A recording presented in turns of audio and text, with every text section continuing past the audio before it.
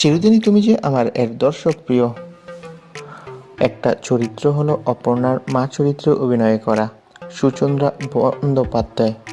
বর্তমানে যিনি অসুস্থ হয়েছেন, হাসপাতালে ভর্তি অভিনেত্রী। পর্দার বাইরে বয়স মাত্র 35-এর কাছাকাছি। মা আর কাকিমার চরিত্রে তিনি এতটাই প্রামাণ্য অভিনয় করেন যে দর্শক অবাক হয়ে যান। টলিউডে 2010 সালে রানী রাসমণি দিয়ে যাত্রা শুরু করা সুচন্দ্রা অভিনয়ের পাশাপাশি হোম স্টেট পরিচালনা করেন, যা ব্যক্তিগত জীবনের একটি গুরুত্বপূর্ণ অংশ। তবে অভিনেত্রী আপাতত 3 দিনের বিরতিতে রয়েছে।